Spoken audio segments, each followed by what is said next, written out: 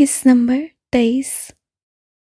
Anil lounge में बैठा TV देख रहा था जब पास से किसी के गुजरने का एहसास हुआ। निगाह उठाकर देखा तो दुरान गुस्से में भरा पोर्च के दरवाजे की तरफ बढ़ा रहा था। दुरान, कहाँ जा रहे हो? अनिल की आवाज़ देने पर वो रुका। गुस्से से हाथ में पकड़ी कार की चाबी को मरोड़ा। कहीं नहीं। तेजी से कहकर कदम पोर्च से पहले आने वाली राहदारी की तरफ बढ़ा दिए। अरे भाई, इतनी रात हो रही है, रुको मैं भी साथ चलता हूँ। अनिल छलांग लगाकर अपनी जगह से उठा।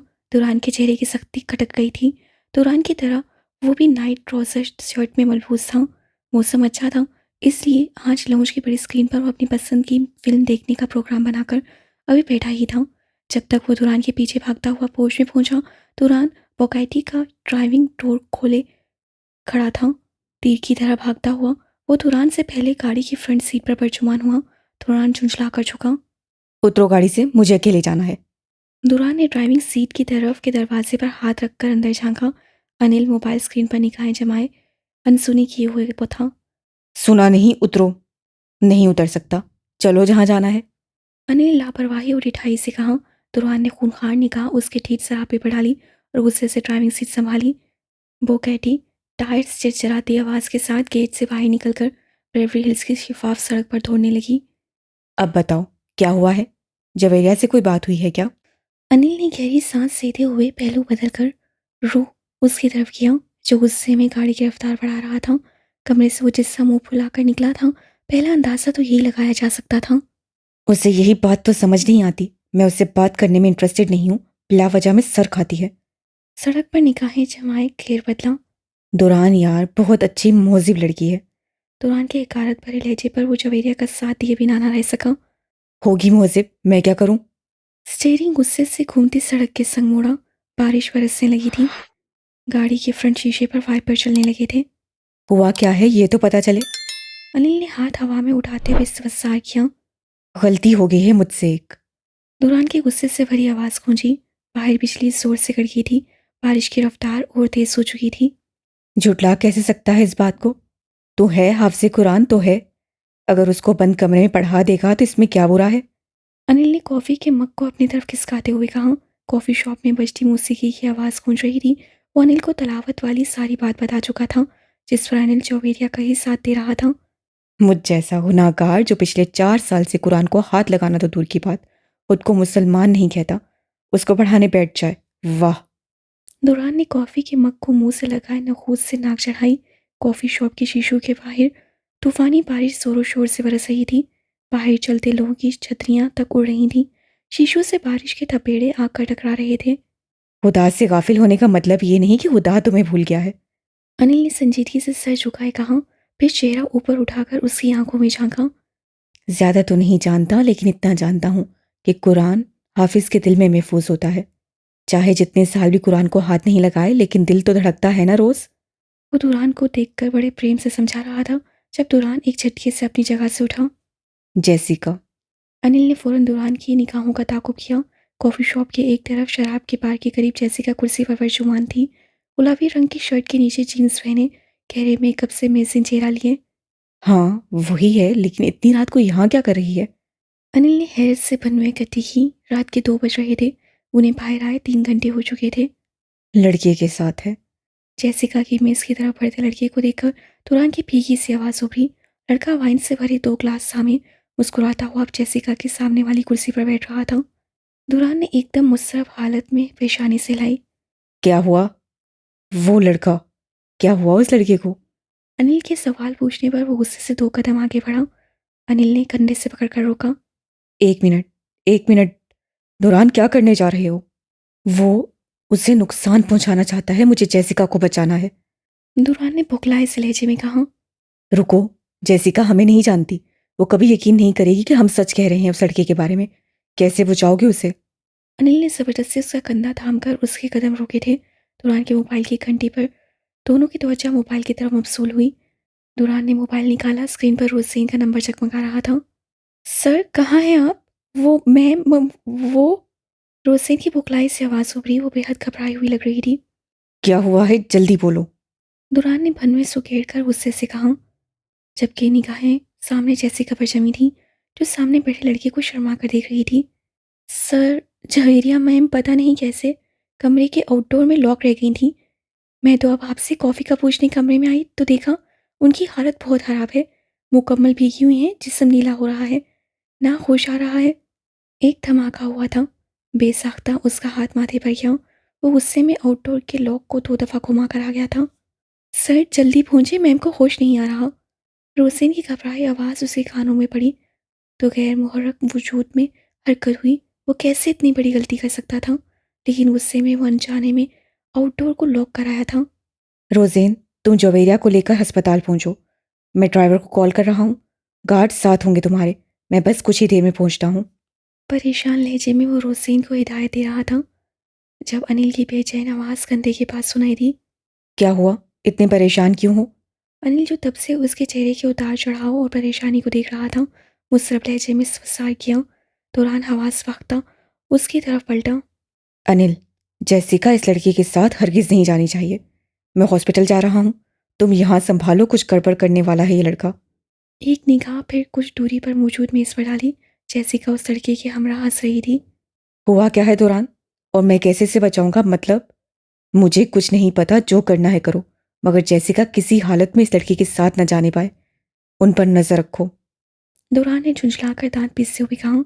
मेज़ पर से गाड़ी की चाबी उठाकर अनिल के हवाले की। तुम कैसे जाओगे? अनिल ने चाबी पर एक नज़र डालकर हैरत से सवाल किया।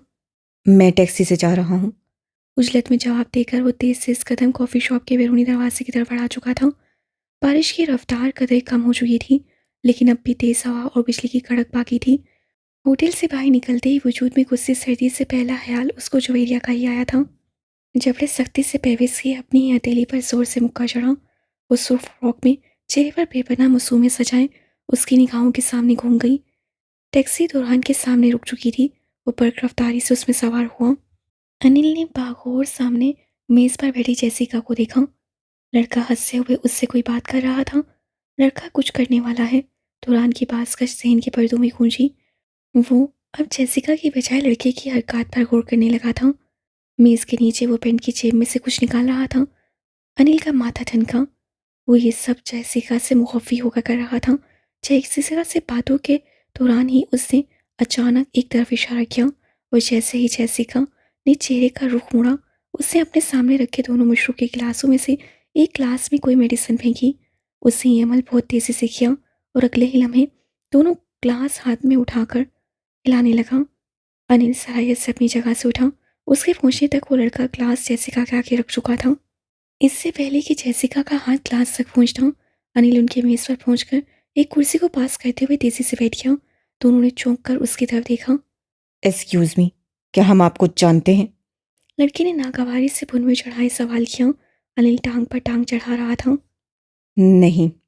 मुस्कुराकर जवाब दिया और फिर जेसिका की तरफ देखा, जो हैरत से अपनी छोटी छोटी पूरी आंखों में हैरत लिए बैठी थी। तो आप यहाँ क्यों बैठे हैं? लड़की ने गुस्सीले लहजे में सवाल किया। ये करने के लिए। अनिल ने बड़े आराम से थोड़ा सा जिस्म आगे करते हुए जेसिका के सामने रखे गिलास को उठाकर लड़की के सामने रख दिया और लड़की के गिलास को उठाकर जेसिका के सामने रख दिया। ये क्या हरकत है? कौन हो तुम? लड़का उछलकर अपनी जगह पर से उठ खड़ा हुआ। जेसिका अब और हैरत में मुब्तला हो चुकी थी। कुछ भी नहीं। एक जैसे ग्लास हैं, तुम इस ग्लास से पियो ना। अनिल ने बड़े आराम से मुस्कुराते हुए जवाब दिया। अब की बार जेसिका झुंझलाकर पहलू अनिल की तरफ मुड़ चुकी थी। ए मिस्टर, क्या मसला है तुम्हारे साथ? मसला मेरे साथ नहीं, इस ग्लास के अंदर भरे मशरूब के साथ है। बड़े पुरसुकून अंदाज में लड़के के सामने रखे ग्लास की तरफ इशारा किया। लड़के के चेहरे की रंगत एक पल में तब्दील हुई, जबकि जेसिका अब हैरत से अनिल की तरफ देख रही थी। इस मशरूब में इस लड़के ने ना तुमसे छुपाकर कुछ मिलाया है। बकवास मत करो। क्या मसला है तुम्हारे साथ? जैसी झूठ बोल रहा है ये। लड़के ने गड़बड़ाकर जेसिका की तरफ देखा। अच्छा ठीक है, मैं झूठ बोल रहा हूँ। तो ये ग्लास तुम पियोगे और ये वाला ये लड़की पिएगी। अनिल ने घुमाकर टांग पर से टांग उतारी और बड़े भरम से कहा। लड़के ने फौरन नफी में सर हिलाया। मैं क्यों पीऊंगा ये? जैसी ये पागल है। उठो, हम चलते हैं। वो तेजी से कुर्सी को पीछे धकेलकर आगे हुआ। 1 मिनट। अनिल ने हाथ खड़ा किए रोका। जेसिका नासमझी से दोनों की तरफ देख रही थी। लड़का लबों को गुस्से से भींच रहा था। सुनो जेसिका, इस लड़के ने तुम्हारे मशरूब में कुछ मिलाया है। मैंने खुद देखा है। जेसिका ने गुस्से से भनवें इकट्ठी की। निक, ऐसा नहीं कर सकता। तुम होते कौन हो यहाँ आकर हमारे क्लास तब्दील करने वाले? मैं एक अच्छा शहरी हूँ, तुम्हारा खैरख्वाह हूँ। मेरी बात पर यकीन नहीं तो बोलो अपने निक को ये मशरूब पी ले। निक ग्लास उठाओ और पी लूं। जेसिका ने वसोक से कहा। निक के चेहरे पर हवाएं उड़ गई। जैसी छोड़ो इसे, उठो यहाँ से। वो घबराहट में तेजी से जेसिका की तरफ बढ़ा। निक, तुम वो मशरूब पियोगे? अब की बार जेसिका ने सख्ती से कहा। क्या पागलपन है, तुम इस बेवकूफ़ की बात पर यकीन कर रही हो? कुछ नहीं है इस मशरूब में। तो फिर पी लो ना निक। इसके मुंह पर जवाब दो इसको। जेसिका ने नहूस से नाक चढ़ाकर अनिल की तरफ देखा। अनिल जवाब में मुस्कुरा गया। कभी नहीं पिएगा निक। अनिल ने हफीफ सा कहका लगाया। निक, इज्जत का मामला बन गया है, उठाओ और पियो ये ग्लास। जेसिका एक झटके से अपनी जगह से उठी। तुम पागल हो गई हो। इस लड़की की बात पर यकीन करके तुम मुझ पर शक कर रही हो। मैं जा रहा हूँ तुम्हें छोड़कर। रहो इस ग्लास के साथ और इस पागल के साथ। वो दांत चबाता अपनी बात कहकर तेजी से कैफे के बैरूनी गेट की तरफ बढ़ा। अनिल ने मुस्कुराकर हैरान बैठी जेसिका की तरफ देखा। हम पता चला सकते हैं कि उसने क्या मिलाया है इसमें। अनिल ने एहतियात से उस ग्लास को उठाया। Just shut up. तुम कौन हो? मेरा दोस्त मुझसे नाराज होकर चला गया। जेसिका ने जोर से मेज पर हाथ मारे। अच्छा है, कल तुम्हें बर्बाद कर देता। इससे अच्छा है नाराज हो गया। तुम कैसे इस बात को इतने यकीन से कह सकते हो? क्योंकि मैंने उसे देखा है। अनिल ने बर्जस्सा जवाब दिया। मैं साबित कर सकता हूँ। इस मशरूब को अभी लैब टेस्ट के लिए भेज देते हैं। अनिल ने पूरे यकीन से कहा। अब की बार जेसिका सोच में पड़ गई। हॉस्पिटल की शिफाफ राहदारी में लगे सफ़ेद बेंच पर वो सर झुकाए बैठा था। स्याह हुड ने चेहरे को ढांप रखा था। कुछ दूरी पर गार्ड्स खड़े थे और दुरान के बिल्कुल सामने बेंच पर रोज़ेन बैठी थी। वो गले में पहने सलीब के निशान को मजबूती से थामे आंखें बंद किए तो आगो थी। बारिश अगर इतनी तूफानी ना होती तो शायद मामला इतना संगीन ना होता, मगर बारिश के चक्कर आउटडोर के बरामदे क्यों कमरे की खिड़कियों तक टकरा रहे थे। जवेरिया के वजूद पर गर्म कपड़ा ना होने और पाँव नंगे होने के बायस वो सर्दी और इस तूफानी या हवा को ज़्यादा देर तक बर्दाश्त नहीं कर सकी और बेहोश हो गई। बेहोश होने की वजह से बारिश का पानी उसके फेफड़ों तक पहुंच चुका था। उन्हें अस्पताल में आए 5 घंटे होने को थे। वो यूं ही शल होते असाबों के साथ सर झुकाए बैठा था। जहन एक ही जगह मुंजमद हो चुका था। जब आउटडोर का लॉक घुमा रहा था, मुठियां जोर से भींचे। वो खुद को जवेरिया की इस हालत का जिम्मेदार समझ रहा था। हर बार की तरह उसकी लाख कोशिश के बावजूद वो लम्हा पलट कर वापस नहीं आ सकता था।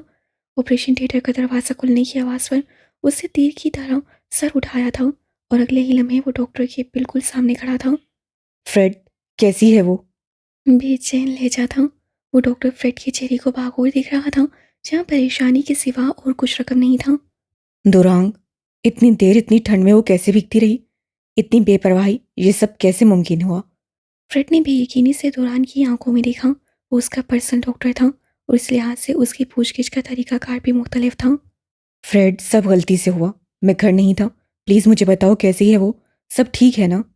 दुरांग, मैं तुमसे झूठ नहीं बोलूँगा। हालत संगीन ही है।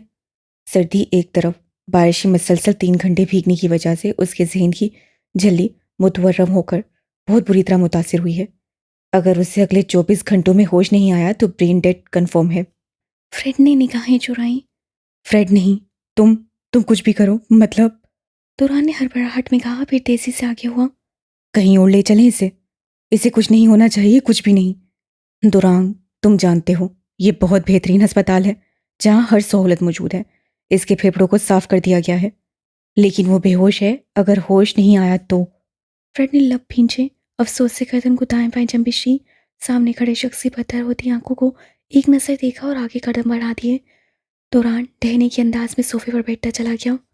सुबह रात की बारिश के बायस ठंड मामूल से ज़्यादा थी। सूरज आसमान पर चमक तो रहा था, लेकिन उसकी किरणें ज़मीन तक अपनी तपिश मुंतकिल करने से आ रही थीं। शफाफ तारकोल में लिपटी नागिन सी बल खाती सड़कें अब भी रात की बारिश की वजह से गीली थीं। ये बेवरली हिल्स से बाहर निकलकर नज़दीकी कैलिफोर्निया का एक मुतवासत तबके का रिहायशी इलाका था। इस इलाके में मौजूद लोग ज़्यादातर बेवरली हिल्स की मुख्तलिफ जगहों में मुलाजमत करते थे। चूँकि वो बेवरली हिल्स की रिहाइश अफोर्ड नहीं कर सकते थे, इसलिए उनकी रिहाइश यहाँ बने छोटे छोटे हटनुमा घरों में थी। स्याह डेटसन के टायर अपनी रफ्तार को कम करते हुए बड़ी सुस्रोई से एक छोटे से घर के आगे रुके थे। घर का सब्ज लकड़ी का एक पट वाला दरवाज़ा अनगिनत मुख्तलिफ रंगों के फूलों की बेलों से ढका था। घर के बिल्कुल सामने रुकने के बाद अनिल ने गाड़ी का शीशा सुस्रोई से नीचे किया और आंखों को सुकोड़ कर दरवाजे की तरफ देखा। नीली और सफ़ेद धारीदार आधी आस्तीन वाली टी शर्ट के साथ नीली जीन्स सिप तन किए, आंखों पर स्याह ग्लासेस चढ़ाए, वो आज अपने पेशेवराना अंदाज से काफ़ी हद तक मुख्तलिफ लग रहा था। गाड़ी से नीचे उतरकर दरवाजे के सामने वो चंद सेकंड के लिए पुरसोच निगाहों को दरवाजे पे गाड़े रहा और फिर दीवार पर लगी घंटी पर हाथ रख दिया। पेन की जेबों में हाथ डाले उसे अभी 3 मिनट इंतजार करना पड़ा था कि दरवाज़ा खुल गया था। जेसिका की आंखें हैरत से पूरी खुल गईं। हल्की गुलाबी रंग की ढीली सी शर्ट के नीचे से ट्राउजर पहने वो निकरी निकरी उस हसीन सुबह का हिस्सा लग रही थी। पूरी आंखें हैरत से सामने खड़े अनिल को देखकर फैल गई थीं। आप?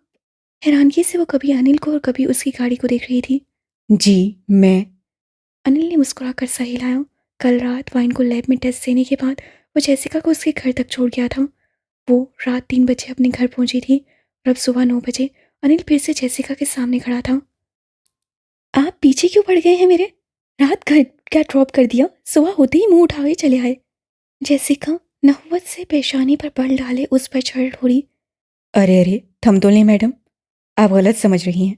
मैं आप पर लाइन मारने हरगिज़ नहीं आया हूँ। अनिल के जवाब पर वो जो तिलमिलाई खड़ी थी उससे से मुंह हुआ। अनिल ने बड़बड़ाकर बात संभाली। मेरा मतलब है आप भूल गई हैं कि रात हम जो वाइन टेस्ट लैब में देकर आए थे, सुबह 10 बजे उसकी रिपोर्ट मिलनी है, तो मेरे ख्याल से आपको साथ चलना था। हाँ, याद आ गया। रुको, मैं तैयार होकर आती हूँ। अनिल की तफसील से जवाब देने पर उसकी पेशानी के बल कम हुए। जेसिका के तैयार होने की बात पर अनिल ने उसके सरापे को ऊपर से नीचे जांची निगाहों से देखा। मज़ीद तैयार होना है? मतलब? वो चौंका पन में उठाई पलटी। अनिल बेसाख्ता निकल जाने वाले जुमले पर सटपटाकर सीधा हुआ। मेरा कहने का मतलब था, हम लैब टेस्ट रिपोर्ट लेने ही तो जा रहे हैं। आप ठीक ही तो हैं? कंधे उचकाए और स्याह चश्मा उतार कर एक दफ़ा फिर उसे भागोर देखा। गुलाबी शर्ट का रंग उसकी चमकती गालों पर अपना अक्स डाले हुए था। एक्सक्यूज़ मी, अपने काम से काम रखें। और अगर आज उस वाइन की रिपोर्ट क्लियर निकली तो याद रखना मैं छोड़ूंगी नहीं तुम्हें। छोटी सी आंखें मजीद चुंदी किए वो उसे खबरदार कर रही थी। अनिल के माथे पर एकदम से बल पड़े। मैडम को अभी तक यकीन नहीं था। और अगर मेरी बात सच हुई तो मैं तुम्हें नहीं छोड़ूंगा। तुर्की पर तुर्की जवाब दिया। जेसिका उसके इस जवाब पर भुंक चाह गई।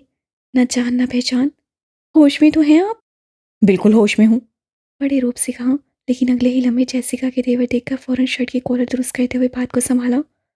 मेरा मतलब था कि वो फिर आपकी तरफ मेरी ट्रीट बनती है ना? किस खुशी में? जेसिका ने सीने पर हाथ बांधे ससाया पूछा। आपकी जान बचाई उस दरिंदे से, इस खुशी में। बड़ी दीदा दलेरी से जवाब दिया। जेसिका ने तनसिया लबों को ऊपर उठ चढ़ाए उसकी तरफ देखा और जोर से कोई जवाब दिए बिना उसके मुंह पर दरवाज़ा बंद किया। बदतमीज़ है ये भी, कम अज़ कम इंसान अंदर ही बिठा लेता है। चश्मा फिर से आंखों पर चढ़ाए सीटी बजाते हुए इर्द गिर्द देखा और फिर कार में आकर बैठ गया। 10 मिनट बाद वो घुटनों तक आते सुर्ख फ्रॉक पहने ऊंची पोनी टेल के साथ बाहर आई। हल्का सा मेकअप और कंधे से लटकता पूरा लेदर बैग। अनिल उसके गाड़ी तक पहुंचने के लिए लम्हे में ठिठकी बांधे उसे देख रहा था। वो खूबसूरत थी। बेकरी की वर्दी में सर पर टोपी लिए वो बहुत मुख्तलिफ लगती थी, लेकिन रात और अब पहली बार वो उसको इस होलिये में देखकर उसकी खूबसूरती की दिल में दाद दिए बिना ना रह सका। जैसे ही वो फ्रंट सीट पर बैठी अनिल होश में वापस आया। वो चिंगम चबाते हुए उसे चलने का इशारा कर रही थी। अनिल ने हल्का सा मुस्कुराकर गाड़ी स्टार्ट कर दी। बेंसन अस्पताल के उस गर्म कमरे में खामोशी का राज था।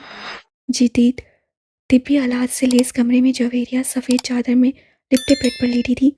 उसे होश में आया आज दूसरा दिन था, लेकिन अब भी नकाहत के बायस नींद बेहोशी में थी। अस्पताल के हल्के सब्ज रंग के गाउन में मलबूस वो अब 3 दिनों में ही सूख कर कांटा हो गई थी। नाक पर अब भी ऑक्सीजन मास्क मौजूद था और आंखों की सोजिश सदा पपोटों पर मौजूद वेन्स नीले रंग की होकर वाज़ेह होती। उसके बेड के करीब मौजूद कुर्सी पर बैठा वो यकटक उसके पसमुर्दा और सर्दी माइल चेहरे पर निगाहें जमाए बैठा था। वो तुरान मलिक जिंदगी में पहली दफ़ा खौफसदा हुआ था, बहुत खौफसदा। वो 24 घंटे जिसमें जोहरिया जिंदगी और मौत के दरमियान झूल रही थी, वो आंख झपकाना भूल गया था। एक खालिश और एहसास जुर्म को छोड़कर कुछ और एहसास भी था जिससे तुरान मलिक के मजबूत वजूद को हिला कर रख दिया था। ऐसा एहसास था जैसे शाम के अंधेरे वजूद में फैल रहे हों, ऐसी शाम जिसकी कभी सह नहीं होगी। उसके वजूद का रुआं रुआं अल्लाह से जवेरिया की ज़िंदगी मांग रहा था और फिर अल्लाह ने उसकी दुआ सुन ली। जवेरिया को होश आ गया था। उसको होश आना था कि उसके दिल की दुनिया यकसर बदल गई। ज़िंदगी में पहली दफ़ा वो किसी लड़की के लिए वो एहसासात महसूस कर रहा था जो आज से पहले उससे कभी किसी के लिए नहीं किए थे।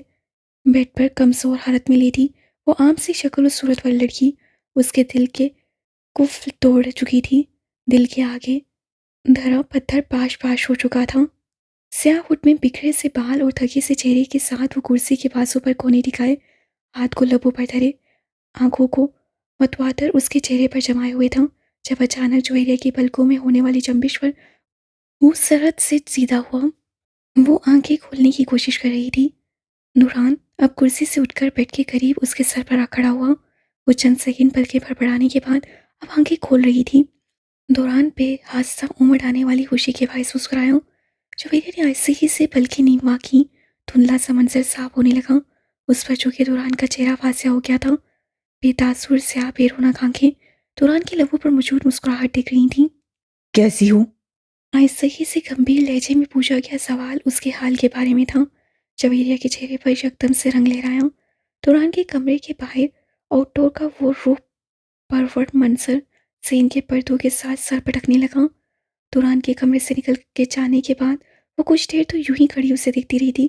फिर सर्दी के बढ़ते एहसास पर तेजी से दरवाजे की तरफ बढ़ी थी। नंगे पांव और कोई भी गर्म चीज सन पर न होने के बायस दांत बजने लगे थे। जैसे ही दरवाजे के पास पहुंचकर दरवाज़ा खोलने की कोशिश की, उसके चेहरे की रंगत सफ़ेद पड़ गई। दरवाज़ा लॉक था। दुल्हन को क्या इतना गुस्सा आ गया था उस पर कि उसे बाहर धक्का देकर दरवाज़ा लॉक कर दिया। बेयकीनी से कितनी देर वो दरवाजे के धद्दे को झटके देती रही थी। शीशे के बाहर खाली कमरा मुंह चिढ़ा रहा था। फिर अचानक ख्याल आने पर उसने हाथ में पकड़े मोबाइल को खोला। मोबाइल फ़ोन में सिर्फ अनिल का नंबर था। दुल्हन ने कहा था, जो भी ज़रूरत हो, कुछ भी चाहिए हो तो अनिल से कहोगी। अनिल ने उससे अपना निजी नंबर दिया था। वो अपने साथ हमेशा 2 फ़ोन रखता था। एक फ़ोन दुरान के पिए के हिस्से से, जहाँ वो दुरान की तमाम डील्स, मीटिंग्स और रिकॉर्ड को मैनेज करता था, और दूसरा नंबर बहुत ख़ास लोगों के पास था, जिसमें उसके घर वाले और दुरान शामिल था। और अब जवेरिया को भी उससे वही नंबर दिया था। बड़ी उम्मीद से उसने अनिल का नंबर मिलाया था, जिस पर सिर्फ घंटी बजने की आवाज़ सुनाई दे रही थी। वो फ़ोन नहीं उठा रहा था। वो सर्दी में कांपते बजते दांतों के साथ बार बार अनिल के नंबर पर फ़ोन कर रही थी, लेकिन वहाँ घंटी बजने की आवाज़ के अलावा और कोई पेशरफ नहीं थी। अचानक बादल जोर से गरजा और तूफानी झक्कड़ जैसी हवा ने उसे हिलाकर रख दिया। वो बेख्तियार दीवार को थाम कर सीधी हुई थी। उसके बाद तो जैसे कुदरत उस पर एक के बाद दूसरी मुसीबत वारिद कर रही थी। तेज तूफानी बारिश ने पल भर में उसे भिगो कर रख दिया।